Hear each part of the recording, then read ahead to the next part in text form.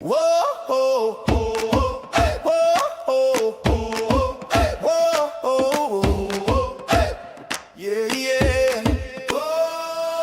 We are the cultures and continents group, spreading love, laughter, and joy in everything we do. From island sands to snowy peaks, we're shining bright.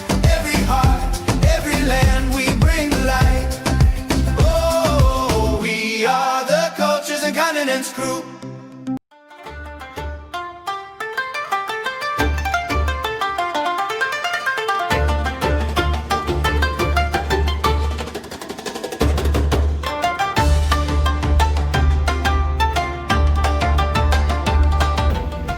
Good morning, good morning, good morning from Busan, South Korea. I'm in my favorite breakfast spot watching the views roll in. Today I'm having the matcha pancakes again, some fresh fruit, some aloo potatoes, which is like curry potatoes, and cheese with eggs. So looking forward to a great day in South Korea.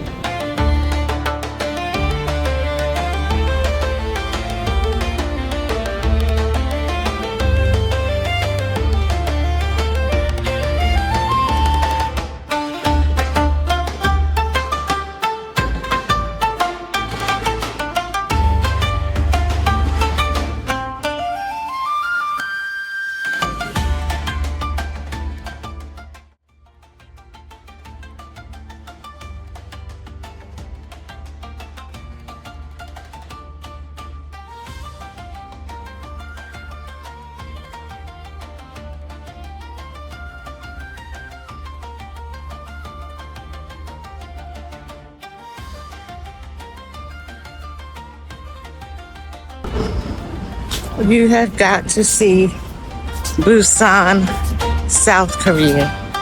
This is amazing. Look at that. Just wow.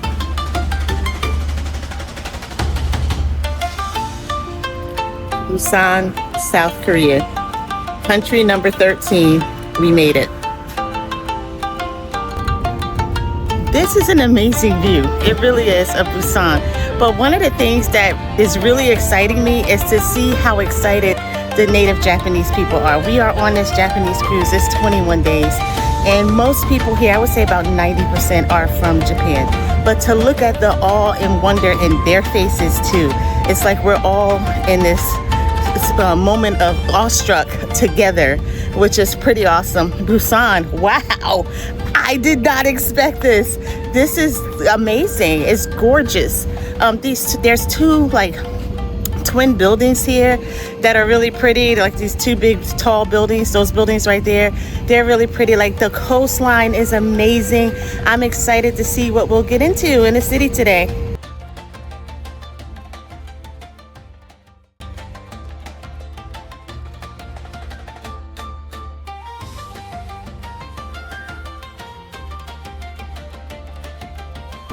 There are multiple ships docked here in the distance, and I'm just really, really excited to be here, like overwhelmed with joy right now. This is amazing.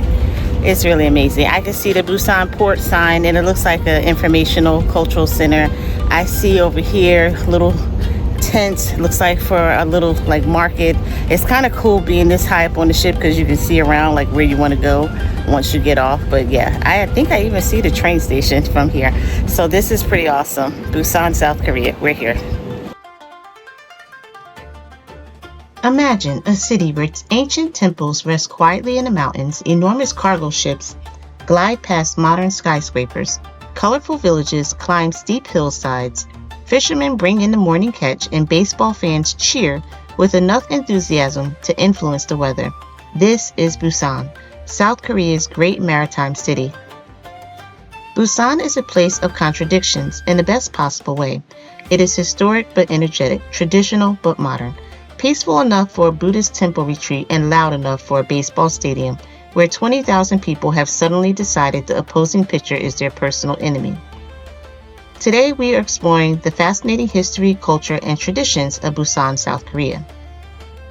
Busan is located on the southeastern coast of the Korean peninsula, It faces the Korean Strait with Japan lying across the water.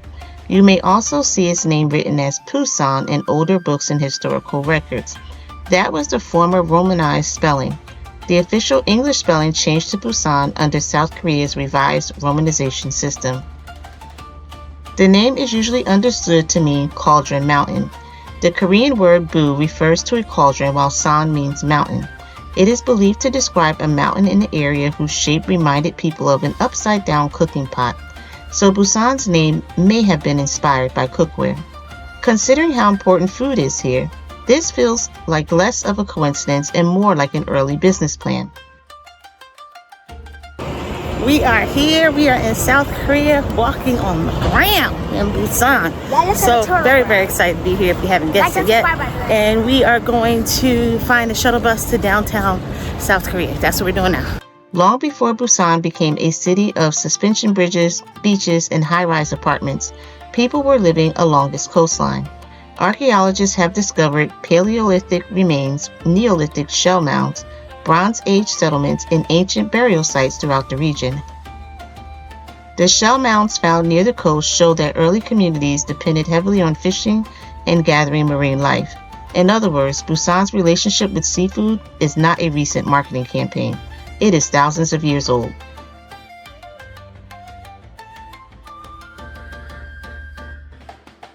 For this port stop on the Diamond Princess, they will take you to downtown Busan if you pay for it. It's like a round trip ticket when you get off the ship. So this is the shuttle bus they put you on when you pay for that round trip ticket. So we're waiting for it to fill up and then we're off to downtown Busan. During the period of Korea's ancient kingdoms, the Busan region was connected to a small political territory known as Gyeongseong-guk. It was eventually absorbed into the Silla Kingdom and later reorganized as Dongryeo. The Bokyeon-dong ancient tombs reveal that the region was once a part of a powerful network connected to the Gaia Confederacy. Archaeologists discovered weapons, armor, pottery, jewelry, and horse equipment in the tombs. These were not isolated fishing villages filled with people quietly staring at the sea. Ancient Busan was strategically located, commercially active, and connected to larger political and trading networks. Its location made it valuable, but also vulnerable. Because Busan sits near Japan, it became one of Korea's principal points of contact with the Japanese islands. Trade, diplomacy, and cultural exchange passed through the region for centuries. In 1407, during the Joseon dynasty, Busan Po was officially reopened as a trading port for Japanese merchants. A controlled Japanese trading settlement known as Wangwon was eventually established in the area. The relationship between Korea and Japan involved commerce and diplomacy, but it also included conflict. And in 1592, Busan stood directly in the path of one of the most devastating invasions in Korean history. Japanese forces under Toyotomi Hideyoshi landed near Busan at the beginning of the Imjin War. Their goal was to move through Korea and ultimately invade China.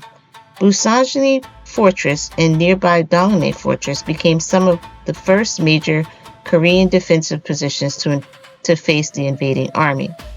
At Donghae, Magistrate Song Sang-yong and thousands of defenders faced a vastly larger Japanese force. According to the story remembered in Korean history, the invaders demanded that Koreans step aside and allow them to pass. Song refused. He is traditionally remembered for declaring that it was easier to die in battle than to surrender the road.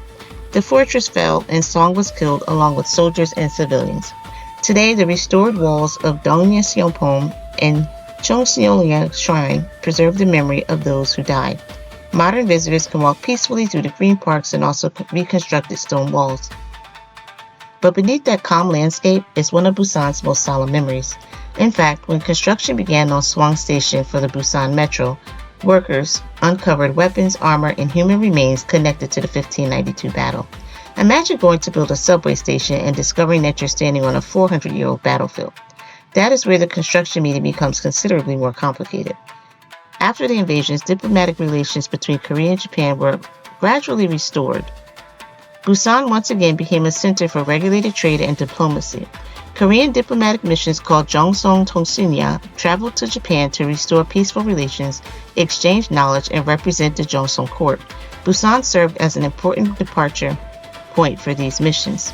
So Busan was not merely Korea's front door to the sea. At different moments, it became a battlefield, a marketplace, and a bridge between nations. Then came the 19th century. In 1876, the Treaty of Gangwon forced Korea to open Busan as an international port. The agreement was unequal and gave Japan extensive economic and legal privileges. Foreign settlements grew near the harbor and the modern port began developing rapidly. While Japan formally annexed Korea in 1910, beginning 35 years of colonial rule, Busan became a major transportation and shipping center within the Japanese Empire. Railways connected Busan to Seoul in northern Korea. Passenger ships crossed between Busan and Japan. Goods, laborers, and military supplies moved throughout the port. The city expanded, but this development took place under colonial control. Korean land and labor and resources were exploited, while many Koreans faced political repression and efforts to erase their language and cultural identity. Busan residents participated in Korea's independence movement. Students, workers, and activists organized demonstrations, distributed resilience materials, and opposed colonial rule. One resistance fighter, Park Jae-hyuk, attacked the Busan police station in 1920 because it represented Japanese colonial authority. These stories remind us that Busan's modern growth cannot be separated from the people who resisted occupation and fought to preserve Korean sovereignty. Japan's colonial rule ended in 1945 following the end of World War II. Korea was liberated, but almost immediately divided into Soviet and American occupation zones.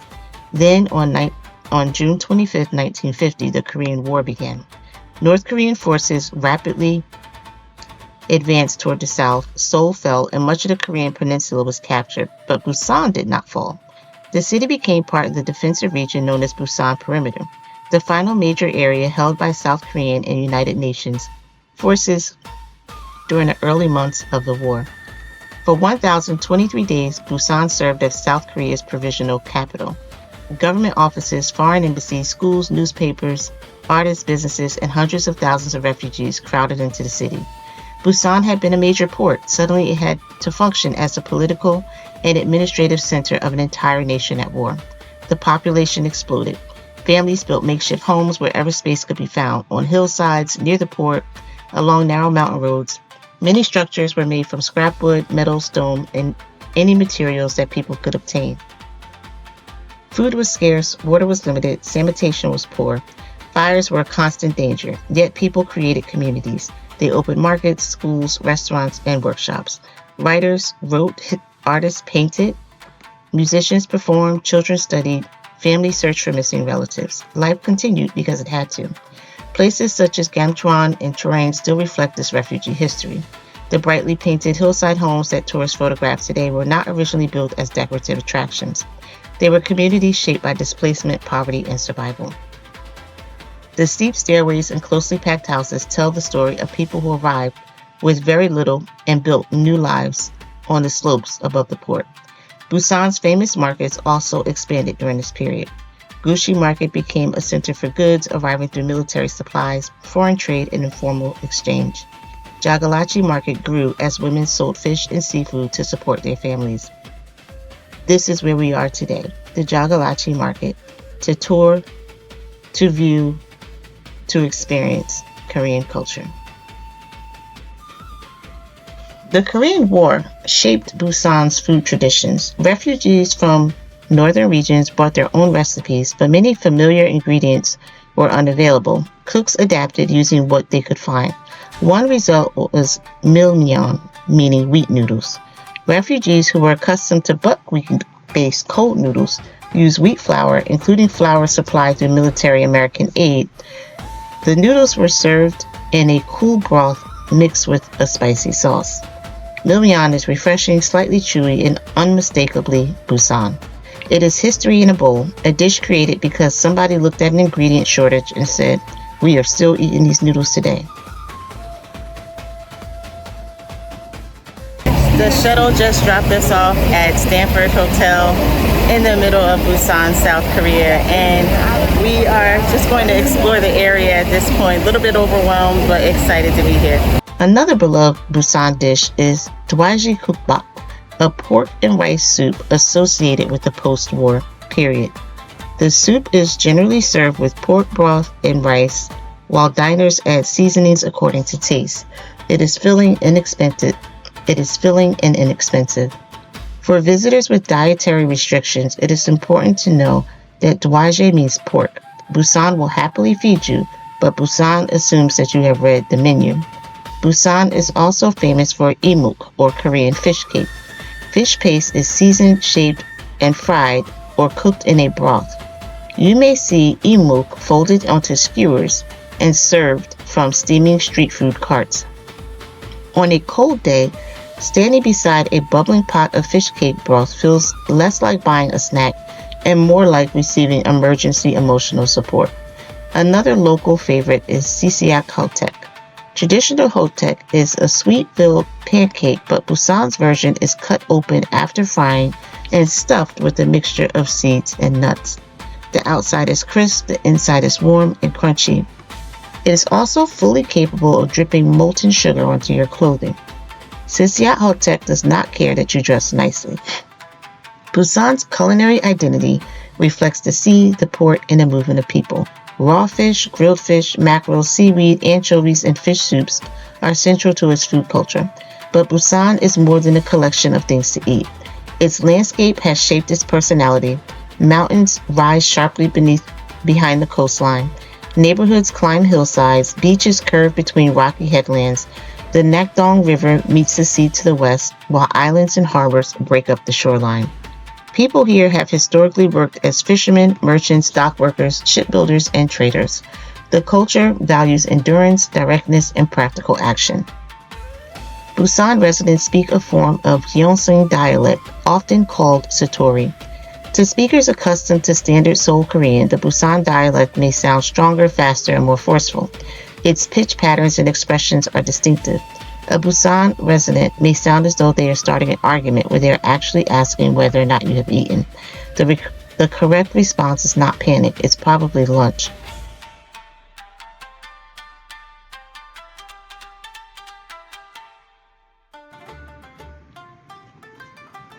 Imagine walking into a market where your lunch is still swimming. The vendors know more about seafood than most of us know about our own relatives, and at least one octopus appears to be quietly planning an escape. Welcome to Jagalchi Fish Market in Busan, South Korea, one of the largest and most famous seafood markets in the country.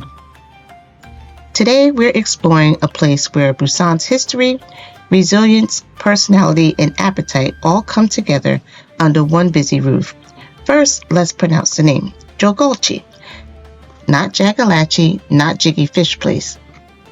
And certainly not that building where everything has tentacles. Jagalchi sits along the waterfront in Busan's historic Jungju district near Nampodong, Biff Square, and Guki Market. And the harbor. It's not merely somewhere to buy fish. It's a living symbol of Busan, a city whose identity has always been connected to the sea. And when I say connected, I mean deeply connected. Busan does not simply look at the ocean and say how peaceful. Busan looks at the ocean and says, what's for dinner? The name Jagalchi is generally believed to come from the Korean word jagal, meaning gravel or pebbles. Before the waterfront was modernized, this area had a rocky, pebbled shoreline where seafood sellers gathered. The ending of the name is interpreted in different ways, but the market's official tourism history connects it to the large pebbles that once covered this stretch of coast. So, one of Korea's most famous markets may essentially have been named after the ground beneath everyone's feet. It is humble, practical, and very Busan. Seafood has been sold in this area before World War II, including during the Japanese colonial period. But the Jagalchi market we recognize today truly took shape after Korea's liberation in 1945 and during the Korean War from 1950 to 1953. The Korean War devastated the peninsula and displaced millions of people. Busan became South Korea's provisional capital and one of the few major cities never captured during the war.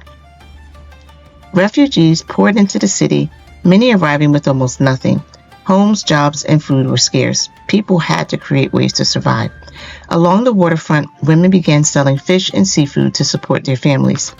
These women became known as Jagalchi Ajuming, or more formally, Jagalchi Ajumyeoni. Ajumyeoni is a respectful Korean term for middle-aged or married woman. Ajuming reflects the local dialect. These women became the heart of the market. They worked long hours in difficult conditions, cleaning fish, carrying heavy containers, negotiating prices, and building businesses while raising and supporting families. Many became known for their rolled-up sleeves, rubber boots, strong voices, and even stronger determination. So when we talk about Jagalchi, we're not simply talking about seafood. We're talking about women who transformed hardship into livelihood. They helped feed a city, sustain their households, and shape one of Busan's most recognizable cultural landmarks. The National Folk Museum of Korea describes the Jagalchi women as living witnesses to Busan's history, women who supported their families through war, displacement, and industrialization. That deserves more than a passing glance between the crab tanks and the dried squid. Jagalchi Market is in many ways a monument to resilience, just one where the monuments occasionally splash you. The market grew steadily in the decades after war. Small outdoor stalls expanded into large commercial districts selling fresh fish, live seafood, dried seafood, shellfish, and regional specialties.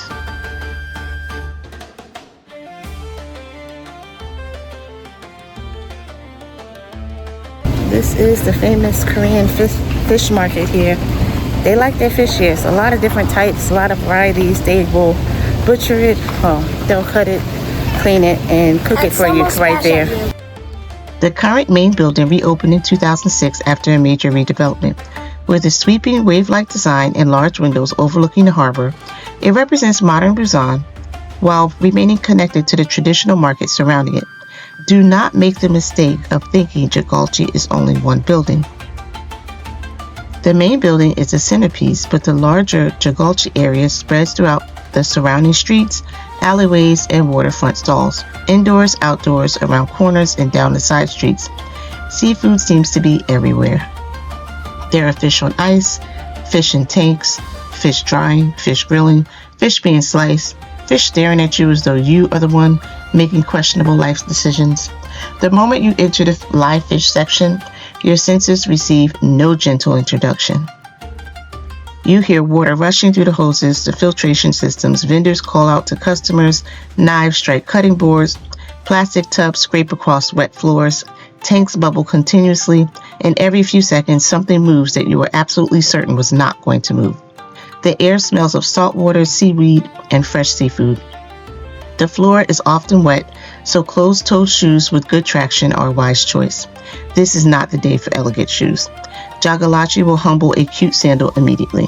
On the ground level of the main market, rows of vendors display live fish and shellfish in tanks. Depending on the season and the day's catch, you may see flounder, sea bream, mackerel, crabs, lobsters, shrimp, abalone, clams, scallops, sea cucumbers, and octopus. There may also be creatures you have never seen before and cannot confidently identify. At that point, there are two possible reactions. The first is, how interesting. The second is, why does it have so many legs? Both are perfectly reasonable. Many vendors specialize in particular types of seafood. One stall may have enormous crabs with legs stretching across the display. Another may have shellfish arranged in neat rows. Nearby, an octopus may be pressed against the glass, looking less like merchandise and more like management. The market offers a classic seat-to-table experience. Customers can choose seafood from vendors and have it prepared for them in a dining area. One of the best-known preparations is whey, Korean-style sliced raw fish. Whey is sometimes described as Korean sashimi, but it has its own traditions, accompaniments, and dining style. It may be served with garlic, chili peppers, lettuce, or perilla leaves, and dipping sauces such as soy or wasabi, or cho gochujang, a sweet, tangy, and spicy red pepper sauce. You can place a slice of fish inside a leaf, add garlic or pepper, spoon on some sauce, wrap it together, and eat in one bite. It is fresh, flavorful, and interactive. It is also a meal that quietly announces we will be using every small dish in the building. Korean seafood meals often arrive with a collection of side dishes called banchan. Before long, the table may contain kimchi, vegetables, sauces, seaweeds, and several dishes you do not remember ordering, but are now emotionally committed to finishing. After that raw fish has been served, the remaining bones and head may be used to prepare mual tang, a spicy fish stew. That reflects an important principle in Korean cooking. Use the ingredient fully and waste as little as possible. The stew is rich, warming, and deeply flavorful. The kind of dish that makes you sit back and reconsider every watery soup you've ever tolerated. Another famous market specialty is gomshango, often translated as hagfish. Hagfish are long, eel-like sea creatures, although biologically they are not true eels. They may be grilled over charcoal and seasoned with a salt or spicy sauce. Before cooking, they are not likely to win a beauty contest. After grilling, however, they become smoky, chewy, and popular enough to remind us all not to judge anyone before seasoning. Visitors may also encounter abalone, sea pineapple, sea cucumber, and moving octopus tentacles. Korea's famous preparation known as sunkaji consists of freshly cut raw octopus whose nerves may cause the pieces to continue moving after preparation. The dish carries a genuine safety concern because the suction cups can remain active and it must be chewed extremely thoroughly, and anyone with swallowing difficulties really should avoid it. In other words, it's not a meal to eat while distracted. The octopus deserves and may demand your complete attention. For visitors who do not want raw or unfamiliar seafood, Jagalchi can still be fascinating. There are grilled fish, cooked shellfish, soups, stews, dried seafood products. You can also explore the market without eating anything. There is no rule saying that cultural curiosity must end with you personally challenging a sea cucumber. One of the joys of Jagalchi is simply observing the skills of the vendors. Fish are cleaned and prepared with astonishing speed. Orders are weighed, negotiated, and packaged efficiently. Transactions that may seem confusing to a first-time visitor are part of the practice daily rhythm. The market can feel chaotic at first, but it is not disorganized. It has its own order, language, and tempo. The vendors know where everything belongs. The seafood knows where it belongs. Only the tourists are wandering around in circles saying, "Wait, didn't we already pass that crab?" If you decide to buy and eat seafood, confirm the complete price before agreeing. Ask whether the quoted amount includes preparation, cooking, sauces, side dishes, and the table charge. Some purchases involve paying the seafood vendor and then paying a separate preparation or seating fee. This is not necessarily dishonest, it's simply a system visitors may not understand. Asking politely in advance prevents the final bill from becoming the most surprising creature in the market. A translation app or calculator can be useful. Many vendors are experienced with international visitors as some communicate by typing numbers into calculators. We're sticking together over here, we're not splitting up. Alright, so this reminds me a lot of my time in Cameroon, Africa. It's very authentic. Remember to be respectful when taking photographs. Jagalchi is an attraction, but it's also a workplace. Vendors are conducting real business, handling food, and serving customers. Ask permission before filming someone closely. Avoid blocking aisles and do not touch seafood unless invited. The octopus has already had enough to deal with. You may also hear a famous phrase associated with Jagalchi, "Oiso boiso saiso." In Busan's original regional dialect, it means come, see, and buy. It captures the market's energetic personality. The phrase is direct, welcoming, and wonderfully efficient. No 12-step marketing funnel, no email sequence. Just come here, look at the fish, take it home. The annual Busan Jagalchi Festival celebrates this maritime culture with food, performances, and activities around the market. The festival reflects the pride Busan residents have in their fishing heritage and in the people who built the Jagalchi community. But even on an ordinary day, the market feels like a festival of movement and sound. Outside the main building, vendors continue selling seafood along the surrounding streets. You may see mackerel, shellfish, sea squirts, and dried fish displayed in a style that connects the modern market to its earlier open-air traditions. Behind the building, the waterfront offers views across the harbor toward Yeongdo Island. It is a refreshing place to step outside, breathe in the sea air, and process the fact that you have just seen more marine species in 30 minutes than you knew existed. Jagalchi also sits within one of Busan's most exciting sightseeing areas. From here, you can walk to Biff Square for street food, or explore Jagalchi Market, visit Bukyan Kangtong Market, or continue toward Yongdusan Park and Busan Tower. This entire neighborhood reveals different layers of Busan's story, colonial history, wartime displacement, post-war survival, modernization, cinema, international trade, and food culture. Jagalchi Fish Market brings those layers together. It represents Busan's relationship with the sea, but also the determination of ordinary people, especially women who rebuilt their lives during extraordinary circumstances. All right, we've walked a decent portion of this fish market. We're going to turn around and walk back and see what's in the more modern city side of Busan. But this was very, very interesting. Yes, the market is colorful, it is noisy. Yes, there are enough tentacles to make you question whether the seafood is secretly organizing. But beneath the spectacle is a story of survival, community, labor, and pride. Jagalchi is not a carefully staged museum exhibit. It is a working market. It is wet, loud, crowded, and wonderfully alive. It reminds us that history is not preserved only in palaces, monuments, and textbooks. Sometimes history stands behind a seafood counter and rubber boots, weighing a fish, calling to customers, and continuing a tradition built by generations before. So if you visit Busan, come to Jagalchi. Come for the history, the harbor, the food. Come to see the legendary Jagalchi women at work. And come prepared to meet a few sea creatures that look as though they were designed during a very imaginative staff meeting. As they say in Busan, oiso boiso saso, come, see, and buy. And if you're brave enough, eat.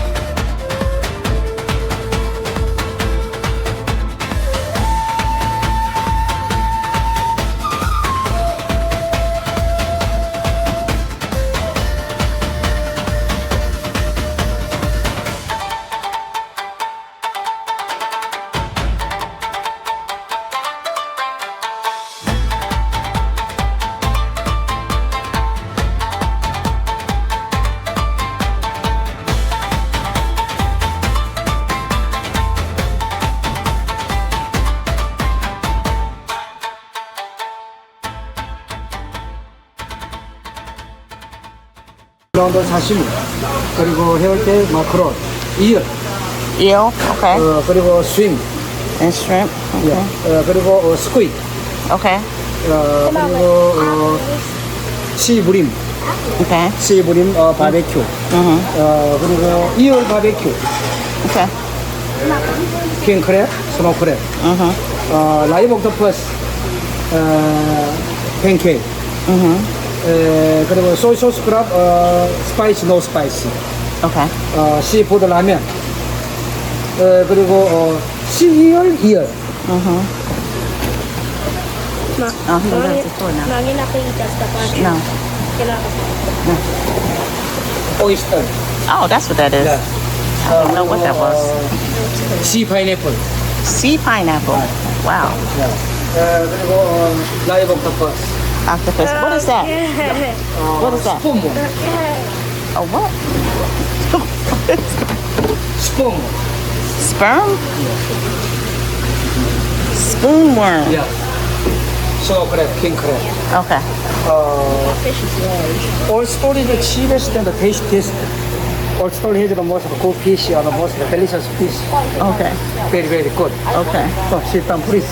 Oh, wait, a minute. All the same. We're just looking. Yeah. All the same. Yeah. Yeah, I see that they're all the Yeah. same. Okay. Thank you. 위에는 심, 그리고 사몬, Oh, salmon. 시열천, Okay. 시열천. 그리고 에발로니 그린, 에발로니 사시미, 에발로니 쪽. Oh, sashimi. Okay. 그리고 스칼렛, Oh, okay. 바베큐, 그린, 델리셔스. Okay. 보자. 그리고 해열대, 마크롤, 그리고 시브림. 그래 내 보가.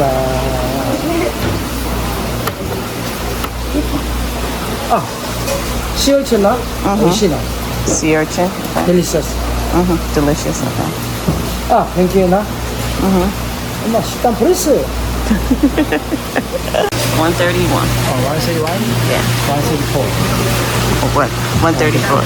Okay. Yeah. Thank you. Come take a look. The dialect is an important marker of local identity. Words such as Ibagu, meaning story, reflect the region's speech. Choryang Ibagu Gil, literally story road, uses the local word to honor the experiences of residents and refugees who lived in a neighborhood. Traditional performing arts also survive in Busan. Dongyang Yoru is a mass dance drama with music, dancing, and satire. Performers wear masks, including some traditionally made from gourds, and act out stories, criticizing corrupt or arrogant members of the upper class. Apparently, making fun of powerful people is not a new invention. Busan's ancestors simply add masks, drums, and better choreography. Other local traditions include the elegant Dongning crane dance, the Dongning drum dance, and the Jinsen Bakpi, a ritual involving music, movement, and prayers for peace and prosperity and protection. Busan's coastal traditions are celebrated during the Gwangyang Eobang Festival. During the Gwangali Eobang Festival, the word Eobang refers to the historic fishing organization of the Suyin region. The festival honors the customs of coastal fishing villages with performances, reenactments, and community activities. Religion and spiritual practice have also shaped Busan. Byomisa Temple was founded in 678 during the Silla dynasty. It sits on the slopes of the Byumjeongsan mountain, surrounded by forests and rocky streams. The temple has survived war, destruction, and reconstruction.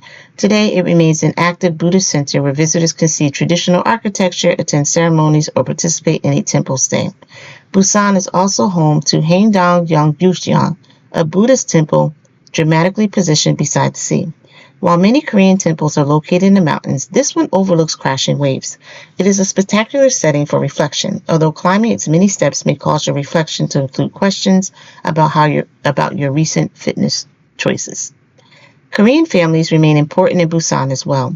During Seolal, the Lunar New Year, families gather, honor ancestors, share food, and perform sabbae, a formal bow offered by younger family members to elders. During Chuseok, Korea's harvest festival, many families visit ancestral hometowns, prepare foods such as songyong, rice cakes, and hold memorial rites. Respect for elders, removing shoes before entering a home, and using two hands when giving or receiving an important item are customs visitors may notice. But Busan adds its own coastal confidence to broader Korean culture. This is especially visible at Sajik Baseball Stadium, home of the Lotte Giants. Busan's baseball fans are legendary. They sing, chant, and cheer for individual players. A game is not merely watched, it is collectively performed. At various points the team's history fans and at various points in the team's history, fans have used newspapers and orange plastic bags as cheering accessories. Only in Busan could an ordinary shopping bag become part of a coordinated stadium movement. If you know nothing about baseball, attending a game at Sajik offers a concentrated lesson in Busan culture, loyalty, community, food, and emotional volume. Then there is cinema. The Busan International Film Festival, founded in 1996, was South Korea's first international film festival and has become one of Asia's most influential film events. Each year, filmmakers, actors, and audiences gather to celebrate Korean and international cinema. Biff Square in Nampodong preserves the festival's early connection to the old downtown theater district, while the modern Busan Cinema Center represents the city's growing global cultural role. Busan has transformed itself from wartime refuge to cinematic stage, and that is quite a character arc. Modern Busan is South Korea's second largest city and principal maritime gateway. Its port connects Korea to international shipping routes, while the city's shipbuilding, logistics, manufacturing, and fishing industries have helped drive the national economy. Yet Busan never feels like only an industrial port. It is also Hangman Beach in the summer. It is the illuminated Gwangan Bridge at night, fresh seafood at Jagalchi, quiet prayer at Byomyosa, street snacks at Biff Square, artist studios and former industrial buildings, refugee homes transformed into cultural villages, and elderly vendors who have watched the city change while continuing to open their stalls every morning. Busan's story is not one of smooth, effortless progress. It has experienced invasion, colonial occupation, war, overcrowding, poverty, fire, and enormous social change.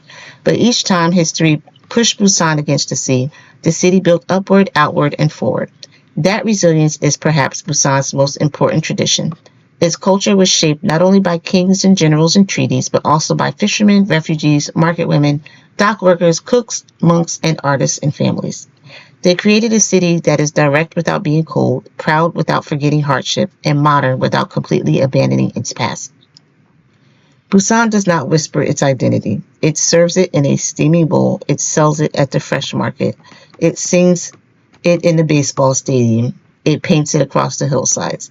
And it carries it out into the world through one of Asia's great ports. So when you visit Busan, do not only come for the beaches. Walk through the Dongdae, remember the defenders of 1592, climb the refugee neighborhoods, and consider the families who rebuilt their lives there. Listen to the local dialect, watch a traditional mass dance, visit a temple, taste the dishes created from hardship and ingenuity. And if thousands of baseball fans suddenly place orange bags on their heads, do not ask too many questions. Just understand that you have entered a highly advanced stage of Busan cultural immersion.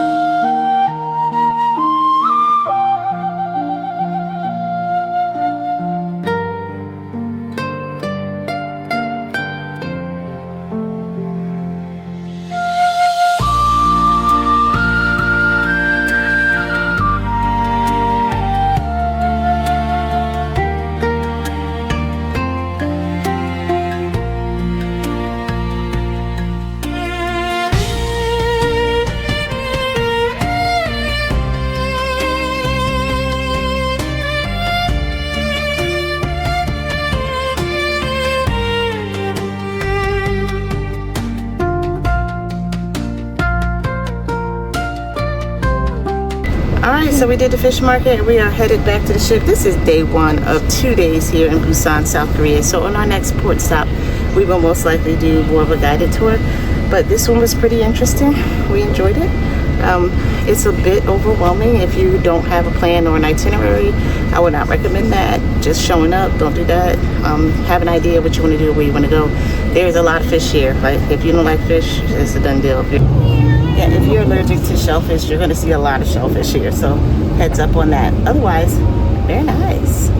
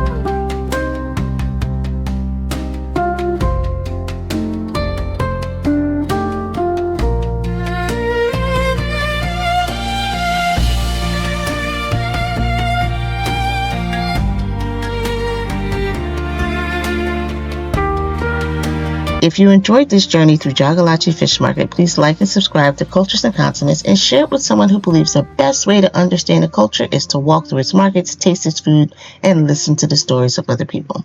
Until our next adventure, keep exploring, keep learning, and remember, the world becomes much more interesting when we are willing to look beyond what is familiar, even when what is familiar is looking back at us from the fish tank.